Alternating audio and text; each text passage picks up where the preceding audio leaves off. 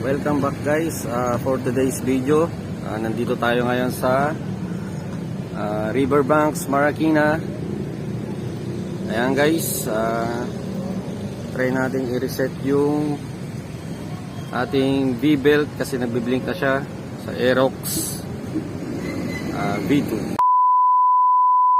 Guys, V-belt is blinking. Nasa 50,000 odo na tayo guys. Yung pagre-reset ng belt ay para rin magre-reset ng oil indicator. Ito pa rin po ang pipindutin natin. Tapos hahanapin natin yung trip.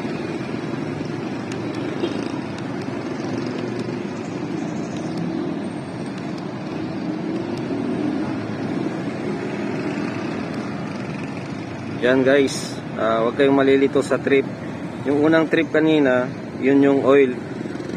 Ito naman nasa 225,000. Ito yung belt. So pag nandito na tayo sa trip, ilong press lang natin to. Aantayin natin siyang mag-blink. Ayan, nag-blink na siya. Then i-release natin. I-release natin to, saka pipindutin ulit. Aantayin natin maging 0. Yan.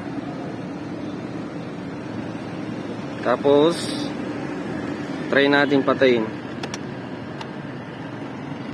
Open natin ulit.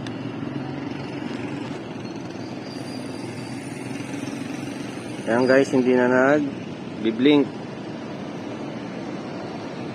Ibalik natin sa odo.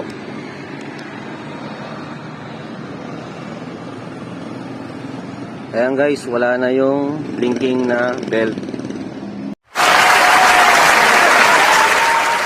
You can do it! Yun lang kasimple ang mag-reset ng V-belt. Nice. At yun lang guys, para sa mga hindi pa nakapalo sa atin, mag-follow na kayo. Damn! At ito po si AJ4 ang nagsasabing, if you want to follow me, follow me. If you don't like, follow me, subscribe me. Wala kang choice. Bye. Oh my God! Wow!